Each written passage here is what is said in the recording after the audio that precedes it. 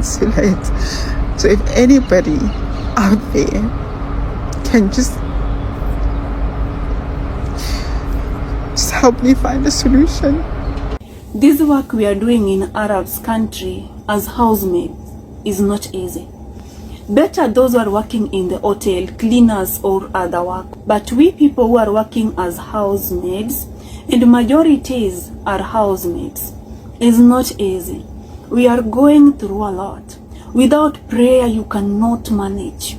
There will be a lot of challenges. You will be accused of things you don't know. You will be called names. Sometimes you will go to bed without food inside your stomach. Hello everybody, Sanbonani. I know I haven't posted anything in a long time. Those that know me very well will know that what I'm about to do is probably the most excruciating thing I would ever have to do. I'm basically reaching out to anyone that can help me, whether you are in South Africa or you are in the UAE. I will summarize my story because of the constraint of time and the amount of time I have to actually be able to record this. I have been living here for 6 years and I was here with my family. Beginning of this year, I lost my job. And I really hope that I would be able to find a job, which still have not been able to find a job. The company I worked for basically told me to either resign or get fired. And guess my ego could not take the word fired, and I decided that I would resign. They then allowed me to stay on the residency visa, while I was looking for another job. Unfortunately, I couldn't find a job, so they had to cancel the job. They had to cancel the visa. Upon cancellation of my visa, I then got a travel ban from the bank. I had a loan with the bank here, which I was about to complete in April. And with the job loss, I couldn't pay. We all make decisions. We're thinking it's the right decision at the time. And I take full accountability that I could have made better decisions this year. However, I am here where I am now, and I need some help. Not some help, I need help, guys. In the meantime, I have found a job in South Africa. However, I cannot leave this country until I pay them how much I owe them, which I do not have. Even though I've approached them to say, I will make a deal, or not a deal, but an agreement to say, I will pay you. This is where I'm going to be working. This is how much I'm going to get paid. It's still a no. I'm not sitting here literally without proper housing, scrabbling through. I think I was wise enough to be able to get my children out of the country so that they're at least safe back in South Africa. I've been to immigrations, I've been to the court, I've spoken to our amazing consulate, and nobody has actually even tried to help me. Well, they have tried. They said they could do that, they could do that. I tried to follow up on other things that they said they could help with, and everybody's just gone quiet. I am not one for drama. I'm not one to get people involved in my personal life. But if there's anyone that can help me, to speak to anyone that can help me with this challenge that I have right now. It's actually not a challenge, it's a crisis. I wish I could start crying to show you how serious this is, but this is the kind of person that I am. I am literally stuck in a foreign country, and I don't know how I'm going to leave. I don't know how I'm going to leave. I'm not saying I don't want to pay whatever I owe these people. I'm saying I have a job in South Africa. I've got a job offer in South Africa. Let me make up a way to pay you. And it's like, no, you need to stay. Stay for what? I don't have a job. I don't have a place to stay, a proper place to stay. And what must I do? So if anybody can come up, because I I have tried everything I can. I've been to immigrations, I've been to the court, I've been to the consulate. So if anybody out there can just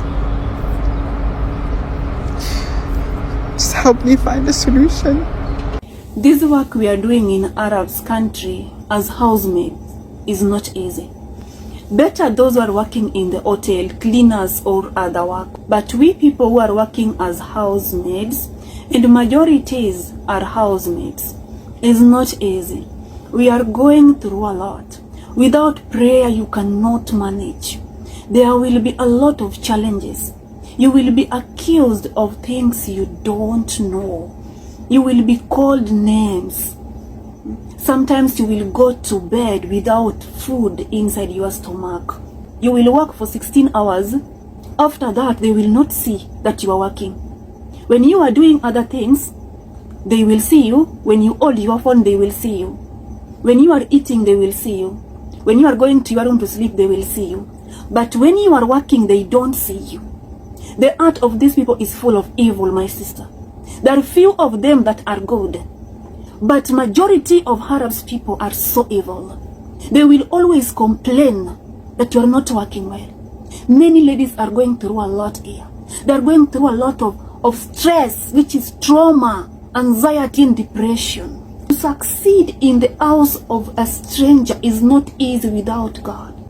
Can we explore the truth behind the concerns that it is no longer safe for black women to be living in the Middle East? Black women are no longer safe in the Middle East. A few days ago, a South African woman posted herself begging for South Africans to help her. She's had her passport confiscated. She's lost a job in the Middle East. She is stuck. She had taken a loan previously and now she can no longer pay the loan. They've taken her passport. She's gotten a job in South Africa. She can't even come to South Africa because her passport is confiscated. Yesterday, I got a message from a young lady who's between the age of 25 to 30, also asking for assistance. She's in the same predicament where her passport has been confiscated. She's homeless. She does not have any means to do anything. No money. She is stuck and overwhelmed. And she's in Oman because of the fact that they've taken her passport, confiscated her passport. Is it safe for black women to be in the Middle East? Because I don't see I don't see men posting about this. I see women posting about the fact that they just get their passports taken, you know? And it's only the Middle East that does that, where they get to confiscate people's passports. As somebody who has lived in the Middle East, I know 100% that lives that matter in the Middle East are the Arab lives. I never felt that my life mattered when I was there. It was always the Arab lives that mattered. Now, I'm doing this video to ask South Africans to help this lady who reached out to me yesterday, Alia. Her identity is not identified just for safety reasons, because as we know, the Arab world can be very, very brutal, you know? And she's asking if we can assist her. She's reached out to the embassy for help. She's really overwhelmed. She's homeless. She has no means of doing anything because obviously her passport is taken and she wants to return home. So if you do have any means of information in terms of just assisting her, or maybe any means of being able to donate for her, or any means of just being able to give advice as to how else can she move about this, please do get in touch with me so that we can be able to give her some assistance, because she is very much overwhelmed and is stuck in Oman. Black women's lives are not really taken seriously in the Middle East. I say this because I've lived in the Middle East and I know how they move. You know, I know how they move even towards non-black lives. You know, if you are black, it's even worse for you. I can tell you that for free. So let's please help Alia. You know, if you can be able to assist with any type of advice, maybe authorities that she can be able to contact, or some form of assistance financially, donations, please get in touch with me so that we can get this message across. And please spread this message across, spread the word so that she can be able to get some assistance. Hello guys, my name is Golden Boy, and I believe that you have watched the clip about this woman who was seeking for help from South Africans. Reason is that her passport was confiscated. Now guys, I want to talk about issues here, things that I believe people have never talked about. Now, when it comes to slavery, you'll find that the Arabs are one of the people who are very, very brutal compared to the white people, white or the Europeans. So, you guys, you need to know that the Arabs of yesterday or the Arabs of the past have no difference with the Arabs of today. Okay, so I want you also to do research on how these black people have also been regarded when it comes to Quran, and how the Arabs have always taken these black people as. Now, one is that the Arabs have always considered the black people as slaves, and up to date, this is something that is currently happening. So you'll find that Nigerians, Kenyans, Egyptians, many African people usually go to those Arabian countries just to do jobs like maids or housewives. And these people, they have no difference. Like this woman said, they have no difference. They will treat you, they will not take care of you when you are working, or they won't care when you are working. So that is how these Arabs are usually are. And they mistreat the black people because you are considered as a slave. Okay, I know not all Arabs are usually like this, but majority of them are that way. So the thing that is also surprisingly making me this to ask my fellow Africans is about these Nigerians who usually go to South Africa. So these Nigerians, they are usually chased, and South Africans have always been named as xenophobic. But take a look at this positive impact, where these Nigerians create businesses. They hire the locals. I'm talking about the Nigerians who have a legal documents to stay in South Africa. So these people, they hire the locals and they create businesses. Okay, so when these people create businesses, the job creation of employment, creation of job opportunities, jobs are available in that community. But the funny thing is that these South Africans will end up chasing away these Nigerians or these black people who are doing businesses in their country. Now, the reason why I'm talking about this is that I want you to know that our enemies are the other ethnics. And the funny thing is that they you end up chasing these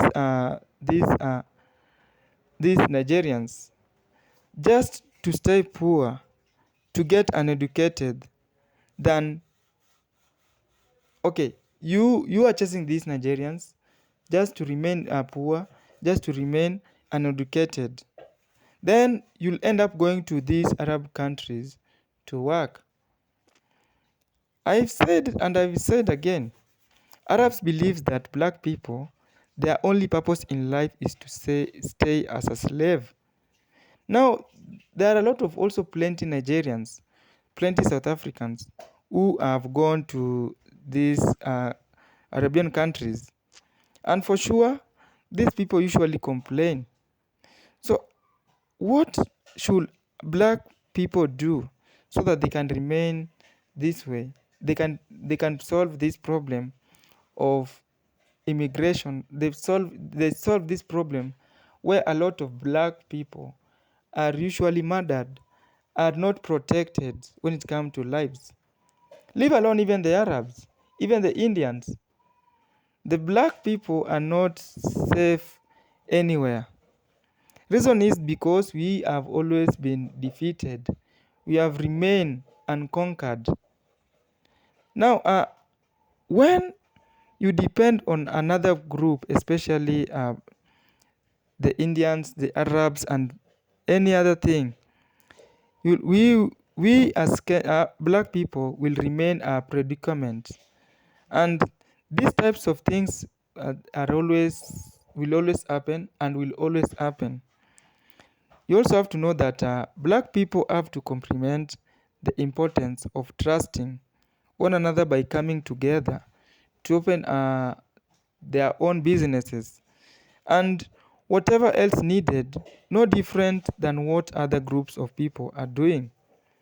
So until black people really comprehend this need fact of self ownership of things, where you don't have to go to others for work, black people will always be in this blasting ongoing crazy cycle.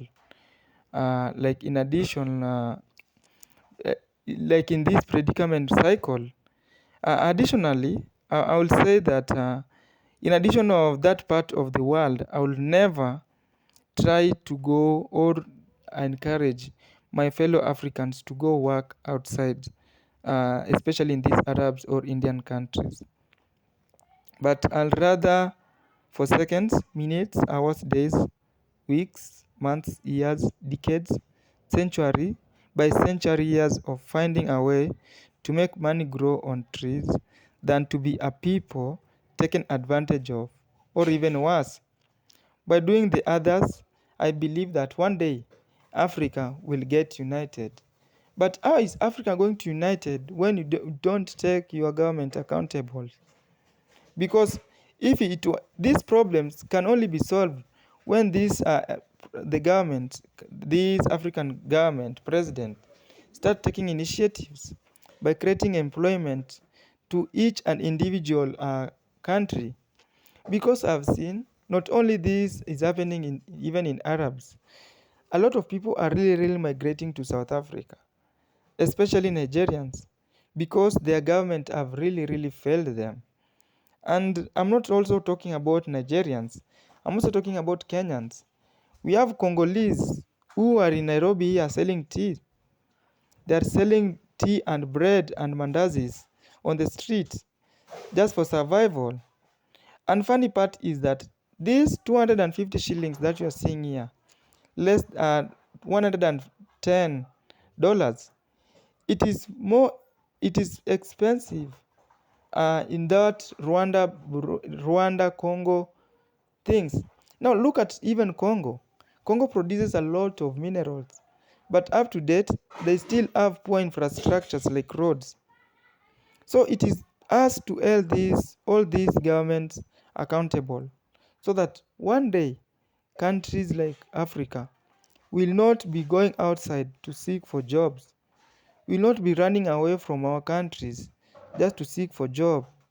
Reason is because our politicians have really failed us.